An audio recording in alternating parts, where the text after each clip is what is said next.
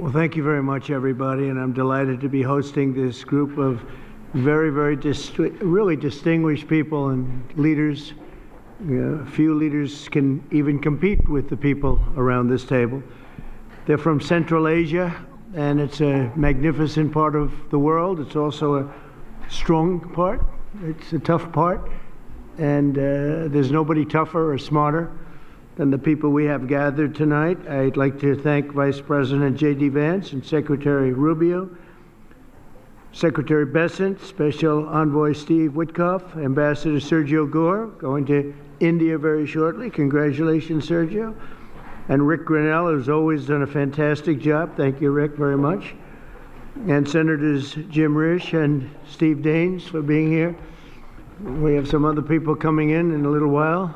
Very distinguished people. I've just completed a series of outstanding bilateral meetings with these leaders in the Oval Office to discuss our ties with this very important part of the universe.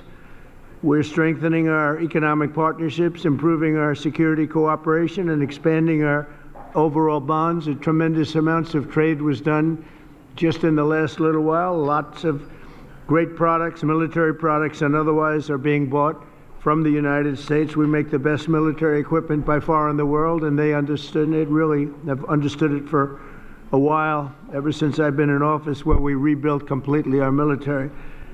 I want to thank all of the leaders for being here and for their dedication to a strong relationship with the USA. The nations of Central Asia, known as the C5, sit at the historical and geographic crossroads of the world. These nations were once home to the ancient Silk Road connecting east and west. Great history, tremendous, beautiful history. Today, their location in the heart of Eurasia gives them incredible importance and unbelievable potential. Sadly, previous American presidents neglected this region completely. It's an unbelievable region, and by the way, it happens to be an extremely wealthy region, too.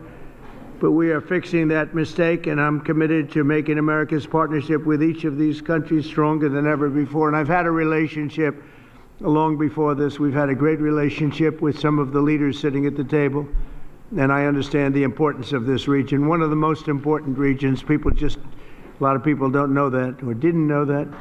One of the key items on our agenda is critical minerals. In recent weeks, my administration has strengthened American economic security by forging agreements with allies and friends across the world to broaden our critical mineral supply chains. We had a great relationship and a great meeting with President Xi of China.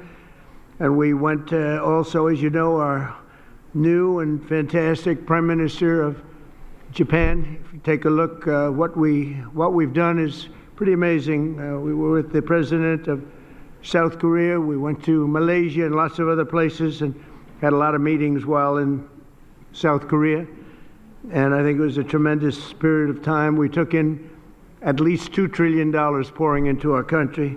There's never been anything like it. We have almost $18 trillion of investment. And by the time we finish out our first year, we probably will have about 20 or 21 trillion, with a T, trillion dollars of investment. And there's never been anything like that in the history of the world, not just the United States. This is really the world we're talking about, nor has anything been close.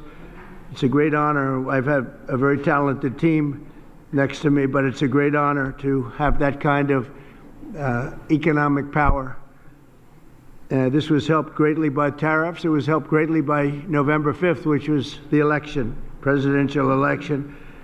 But our countries and the countries that we're dealing with, they're promoting security, stability, and everything else that you can imagine for the entire world. 3 months ago, my administration also brokered a historic peace agreement between nearby Armenia and Azerbaijan, one of the 8 wars that we ended in 8 months. At that time, 8 months, we're looking to end one more, if that's possible, Russia and Ukraine. We haven't gotten there yet, but I think we've made a lot of progress. As I said at the time, that historic accord includes the construction of the new Trump route. It's such a beautiful thing. They named it after me. I really appreciate it. It's actually a big deal. But it's the new Trump route for international peace. This is a road that's being carved and goes through some of the most important places anywhere in the world, some of the most important places economically also anywhere in the world, which will boost commercial activity on the other side of the Caspian Sea, helping nations throughout Central Asia. I'm optimistic that each of the countries here today will reap the benefits of peace if they embrace the opportunity that we've unleashed with the agreement. Some of the countries we're talking about and some of the countries represented here are going to be joining the Abraham Accords, and that those announcements will be made over the next little while. The Abraham Accords are very sought after right now. We're going to be announcing some very important countries that are joining, and for Jared and for Steve Witkoff, we appreciate the great job you've done. This evening, I'm also delighted to report that Kazakhstan has officially agreed, and that's official now, as of about 15 minutes ago. A tremendous country with a tremendous leader has officially joined the Abraham Accords. And I just want to thank you, Mr. President. It's a great honor. It's a tremendous honor to have you. Really great. Once again, I'm grateful that each of these respected leaders has made the trip to Washington, and I'm delighted to continue our conversation over dinner. We're going to have a little working dinner, short one. They've been flying a long way. It's a long flight, but we're going to have a quick but very fruitful dinner. I want to thank the media. You've covered it very fairly, and it's really a great honor to be with these incredible leaders. These are highly respected people, and there's no games. They don't play games, I want to tell you that. So maybe I'd like to ask you, Mr. President, to say a few words if you'd like, and we can go through the list of the 5, and then we'll have a little dinner, please. Mr. President, first of all, I would like to express my sincere gratitude to you for convening this truly historic meeting at the White House. And under your steadfast leadership, this summit marks the beginning of a new era of interaction between the United States and Central Asia. Precisely 1 year ago, you achieved a landslide victory in historic election which was absolutely clean and fair. And once again, my congratulations. Thank you. And my strong belief that, Mr. President, you are the great leader, statesman, sent by heaven to bring common sense and traditions that we all share and value back into the United States policy, either domestic or foreign. Therefore, millions of people in so many countries are so grateful to you. And I'm convinced that your wise and bold policy needs to be strongly supported worldwide. Thank you. Under your presidency, America is ushering in a new golden age. I commend your far-sighted vision of making America great again. This inspires me to pursue target-oriented strategy towards building just and strong Kazakhstan on the basis of my concept, law and order. As President of Peace, you, Mr. Trump, brought to an end 8 wars just within 8 months. Thus, you have evidently reinforced America, its role as a pillar of international stability. Mr. President, I highly appreciate your unwavering support to advancing Kazakh-American multifaceted cooperation. As early as in your first term in the White House, our relations have been legally fixed as enhanced strategic partnership. The United States is the largest investor with over $100 billion in our economy, as its perpetuum mobile. Our trade turnover has doubled in recent years and is approaching $5 billion. We cover almost 25% of America's domestic uranium demand. Kazakhstan has become a home country for 600 American companies. So I think that it's a very good figure, and during my visit alone, our businesses are concluding deals worth over $17 billion, paving the way for even greater B2B partnership. So my political will to seize all those unique opportunities, and this will is firm, is irreversible, and I will keep all important issues under my personal attention. I have no doubts that we have very bright future as it comes to our bilateral cooperation. Thank you.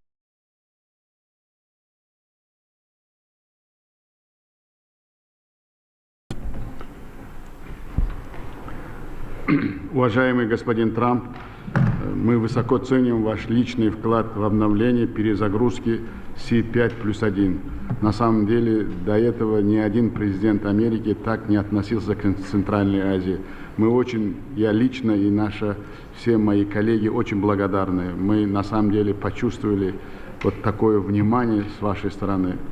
И это дорогого стоит для нас. И большое вам за это спасибо. На самом деле, я вам уже говорил, и сейчас хочу повторить, что мы в Узбекистане говорят, президент Трамп – это президент мира. И вы очень многое сделали для 8 войн остановили. И я уверен, что и войну между Украиной и Россией только вы можете остановить. И мы очень на это надеемся.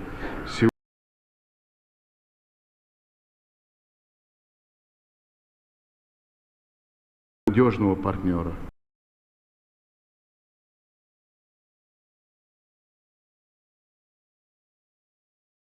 Озвучит ряд предложений. Первое. Предлагаем учредить действующий на постоянной основе секретариат формата или размещать его на ротационной двухгодичной основе в странах-участниц. Второе. Надо создать координационный совет по инвестициям и торговле на уровне министров для обеспечения системного диалога между госучреждениями и компаниями и финансовыми институтами. Считаем актуальным реанимировать идею создания фонда Центральноазиатского инвестиционного партнерства. Договоренность с DFC была достигнута в 2020 году.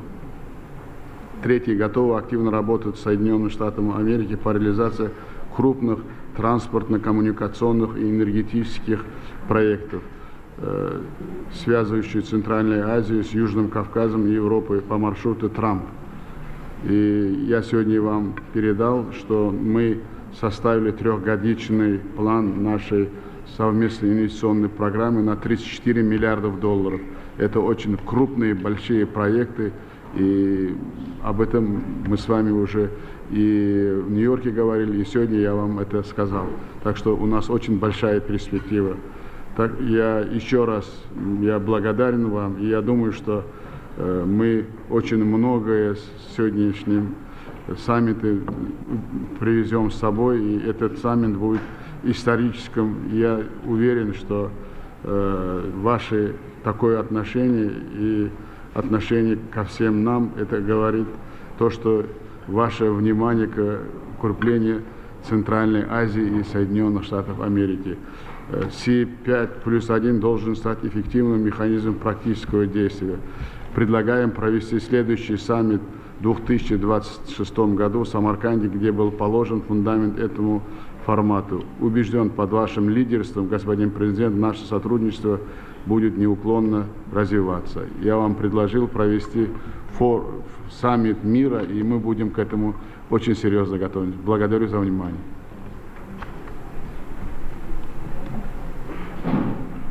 Thank you very much. Great job. Thank you, Mr. President. Please. محترم جناب پرزیدنت تشکر زیاد برای دعوت جهت اشتراک در همایش امروزه سطح عالی جشنی در قالب آسیای مرکزی ایالات متحده آمریکا. شما در تامین صلح و ثبات در منطقه‌های گوناگون درگیر جهان نقشی role in ensuring peace and stability in conflict regions around the world, and your peaceful efforts are worthy of praise, and I extend my heartfelt congratulations to you, Mr. President. And today our collaboration, our wide-ranging bilateral cooperation covers different areas: trade, economy, security. As it comes to our security cooperation, we particularly have an excellent cooperation on counterterrorism, fighting extremism and the drug trafficking. Mr. President, over 70 companies with American investment are operating in Tajikistan today.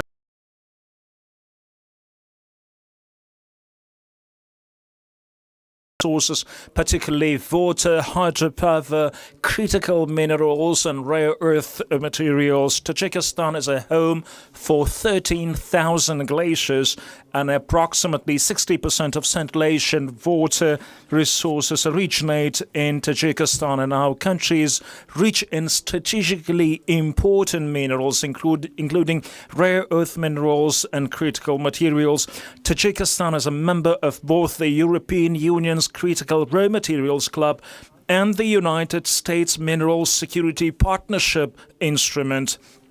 And according to the United States Geological Survey, our country ranks the second in the world in terms of antimony production and is currently the largest producer of metallic antimony, which is the United States so deeply interested in. And we have a brilliant cooperation on this. And last year, antimony accounted for 97% of Tajikistan total exports to the United States.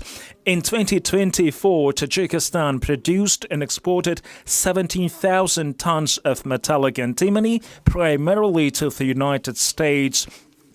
And the activities of ANZOB, joint venture and ANZOB metallurgical company in Tajikistan with American investment by Comsap, American company, exemplify our strong and long-enduring collaboration.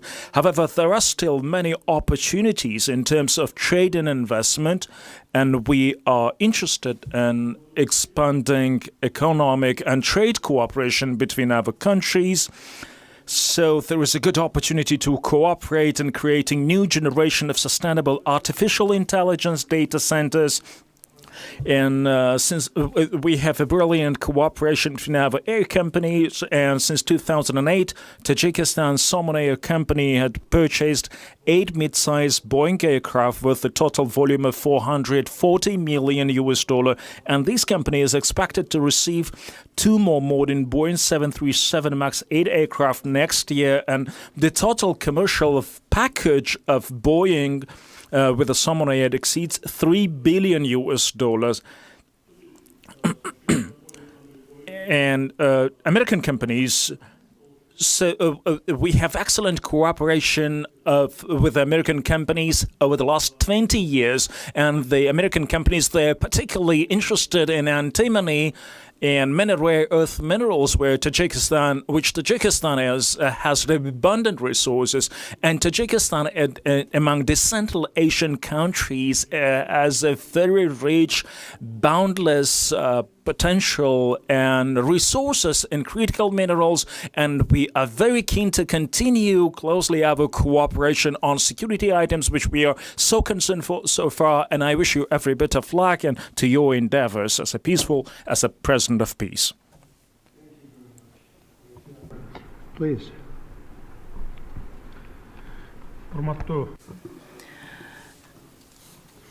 Dear mass media representatives, for me it's a great pleasure for me to hold a bilateral meeting with President His Excellency Donald Trump and to participate in the C5+1. First and foremost, I would like to express my sincere gratitude to President Donald Trump for his kind invitation and warm hospitality and this opportunity to speak about important topics. Kyrgyzstan values The United States of America is one of the important partners in foreign policy. During our bilateral meeting, we discussed some actual topics of the Kyrgyz-US relations, as well as the strengthening cooperation between the Central Asian countries. With regard to Kyrgyz-American relations, I would like to emphasize 4 main areas: economy and investment, including tourism, hydropower development, digital economy, artificial intelligence, and information technology, ensuring peace and security and stability. In this context, I wish to highlight the significant contribution made by President Donald Trump to strengthening global stability and to ending conflicts in different parts of the world. When I started my office of the president, I identified the main priority as resolve border issues with our neighboring states in the spirit of good neighborhoodness. Today, after 5 years, I am pleased to note that together with my counterparts, we have successfully achieved this goal, most importantly through peaceful means. As a result, the role of Central Asia in global politics has grown substantially, and major powers have shown increasing interest in cooperation with the region. The C5+1 format has become an important platform for advancing political dialogue, and I'm very glad about that. I would like to express my special appreciation to Your Excellency President Donald Trump for initiating and hosting today's summit, and we really feel warm hospitality. We highly value this step and regard it as a demonstration of the United States' goodwill and commitment towards Central Asia and friendship. I am confident that our joint efforts will lead to concrete, mutually beneficial outcomes for both nations and people. Thank you very much for your attention. Thank you very much. Thank you very much. Please.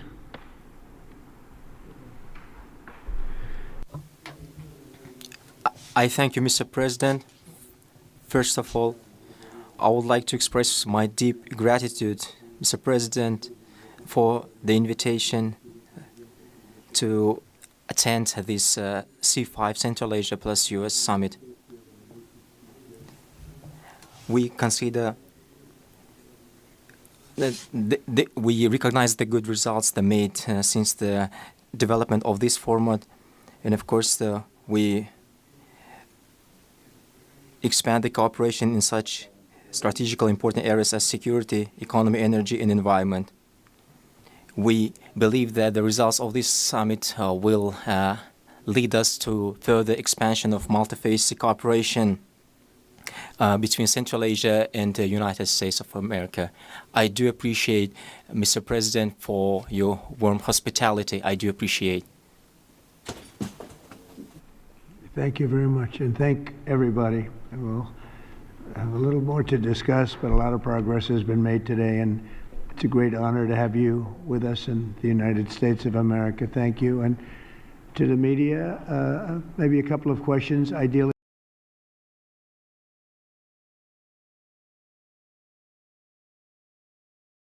US have signed over $17 billion in new deals in aviation, minerals, in digital technology.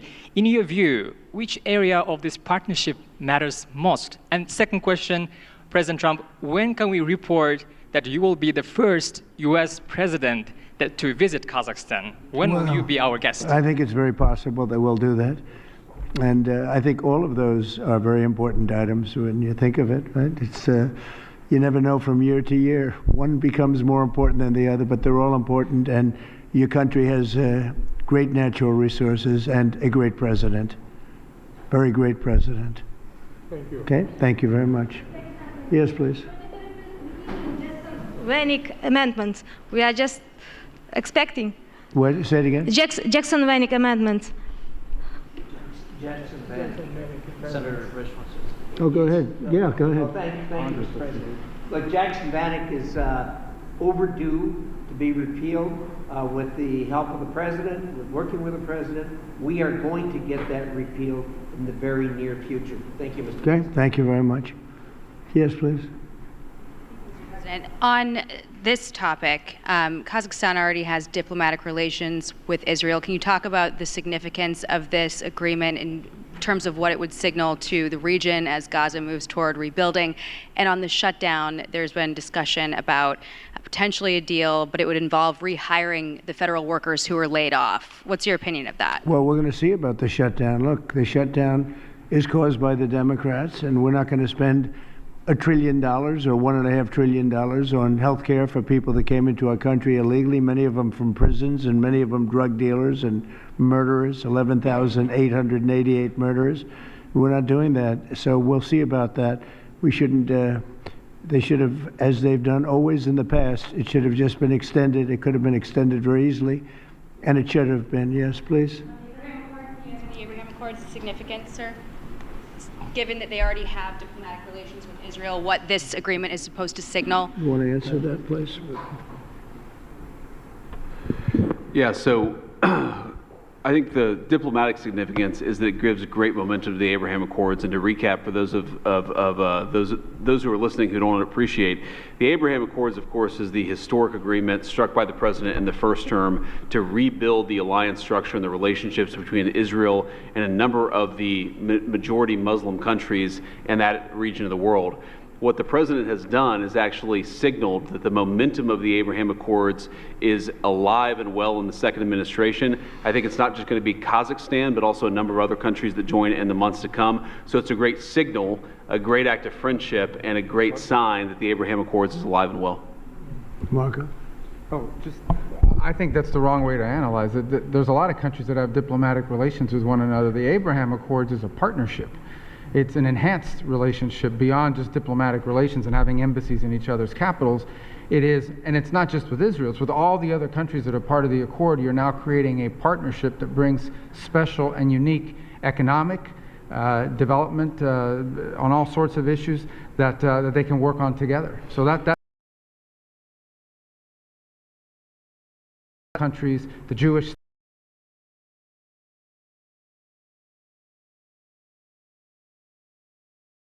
One of the reasons is we are right now in negotiations or talks with many countries that really wanted to come in, but they couldn't because of the status of Iran. When Iran had a possibility of nuclear weapons, which they do not have now, when Iran was the bully of the Middle East, let's call it the bully of the Middle East, which it isn't anymore, they had a hard time going against that. I understand that. Now that Iran has been very much decimated in terms of their nuclear and in terms of their regular, because of the actions we took with those beautiful B-2 bombers and other things.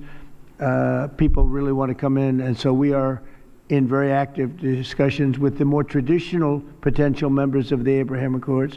The four originals are phenomenal, and they're doing really well. They're making a lot of money with trade and other things being in the Abraham Accords, and we're expanding it a little bit. When a few of these countries come in, that's a great expansion, and these are very substantial countries. So we consider that a great honor. It was brought to our attention that they wanted to do that, and we think that's great. So it's really an expansion of the Abraham Accords. Okay?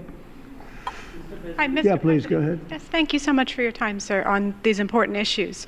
I wanted to hear if you have an update on the Russian oil sanctions. We're seeing reports that the exports are way down.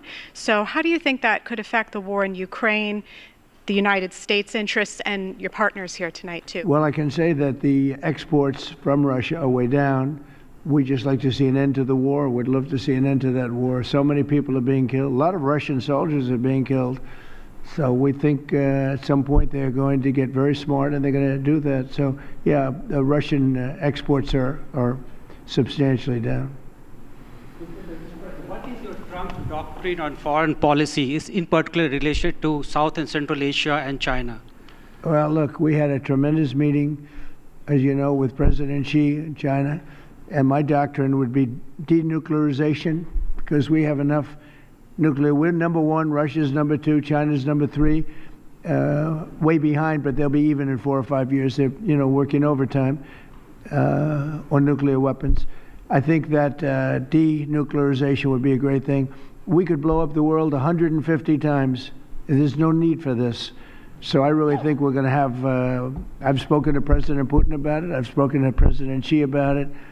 and everybody would like to spend all of that money on other things, people that really, things that can benefit people now. So I think something like that could happen, the denuclearization. It's really, I want peace through strength, but we want peace all over the world, and we're very close to getting it. We had a lot of wars raging that people didn't know about. Now they're not raging anymore. We have one left, and we're going to hopefully get that taken care of. Yes, sir, go ahead. President, do you have an update on how soon that international stability force may be on the ground in Gaza? Very soon. It's going to be very soon. And Gaza's working out very well. And you haven't been hearing too much about problems. And I'll tell you, we've had countries that have volunteered. If there's a problem with Hamas, as an example, or a problem with anything, but they volunteered to, on a single basis, go in and take care of it. We have very powerful countries in this coalition. And it's not, this is because I've heard some of the press saying, well, it's a very tentative, or it's not tentative. This is a very strong peace. This is peace in the Middle East. Hamas is a very small part of it, very, very small part. And if they don't do as they said, if they don't behave, then they've got themselves a big problem, a really big problem like they've never had. But so far, it seems to be working out very well. But that's a very small part of what we're talking about. That's a part of Gaza. You're going to have a very, I think we can say, Marco, we have a very strong peace. This is a strong peace. We have many countries involved in the Middle East. Essentially, these countries are all involved. They want to see peace in the Middle East. And Marco, what would you say about that? No, I think that's right, Mr. President, and you deserve a tremendous amount of credit for making that possible. And now I think the only reason why it's going to continue to happen is because of the President's role in this. So there's work being done at the United Nations now to come up with a resolution that creates the framework internationally so that these countries who are all volunteering, as you know, Mr. President, to be a part of the stabilization force can come aboard. But they need this UN mandate in order to be able to do it. And we've made a lot of progress over the last few days. And Jared Kushner and Steve Woodcock have been working very hard on that. And today was a good day on that front. Okay. Yeah, go ahead, please. Fox. Will you discuss the Abraham Accords when you meet with the president of Syria? Well, we're going to meet, and I think he's doing a very good job. It's a tough neighborhood, and he's a tough guy. But I got along with him very well, and a lot of progress has been made with Syria. That's a tough one, but a lot of progress has been made. We took the sanctions off at the request of Turkey, at the request of actually Israel, at the request of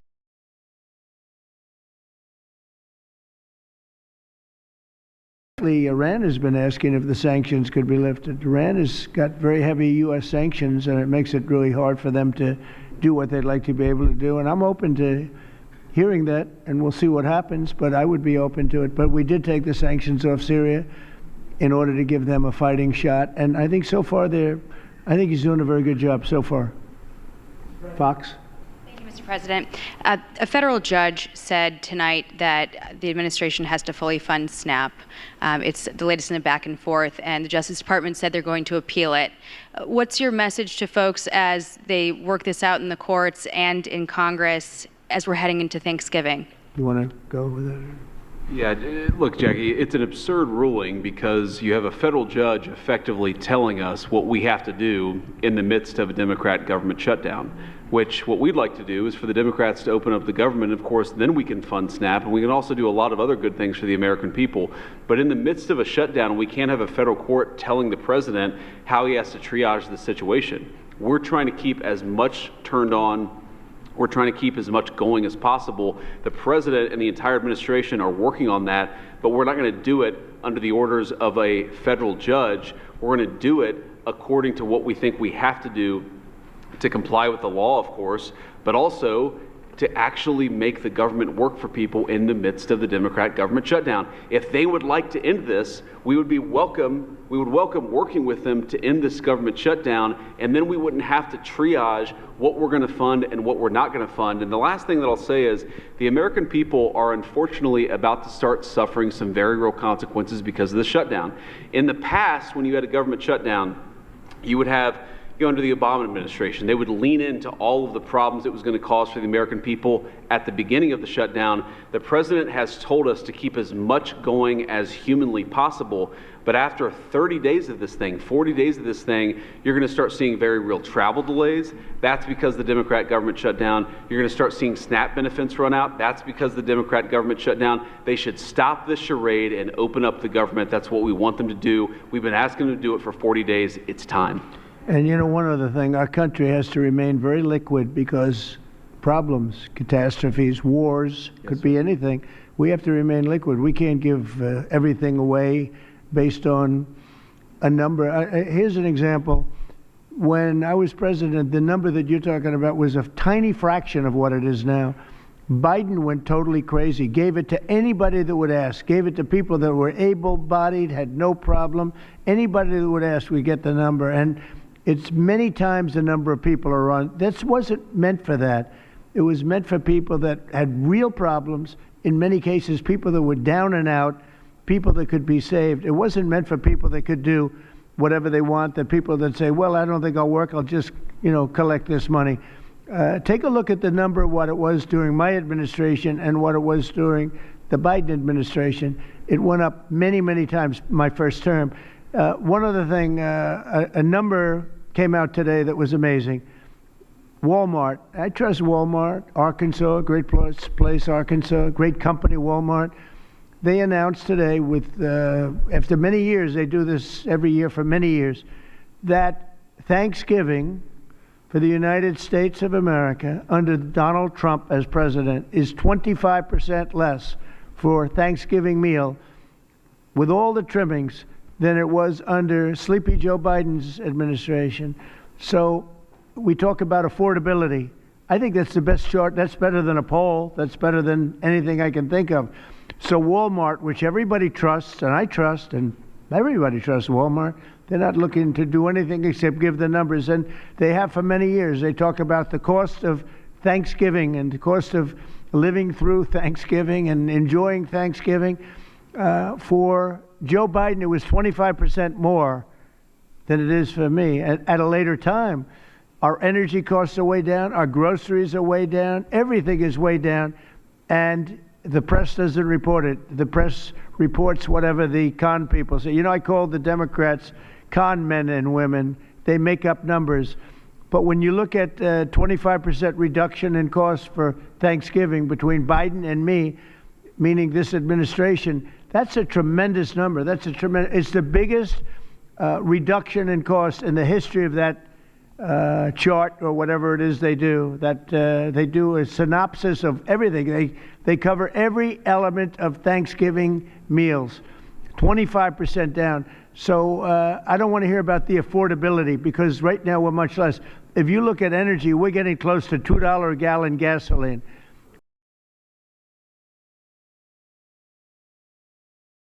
We had the worst inflation in the history of our country.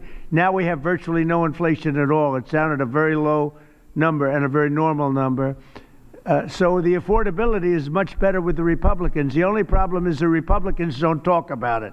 And Republicans should start talking about it and use their heads because we have great numbers. We have and they're going to only get better when all these jobs open up, all these factories open up that are being built all over our country. We are building auto plants. We're building AI plants. We're leading in AI over China and everybody else. When all of these plants start opening, we're going to have a revolution, a positive revolution, economic revolution like never before. Thank you very much, everybody. Thank you.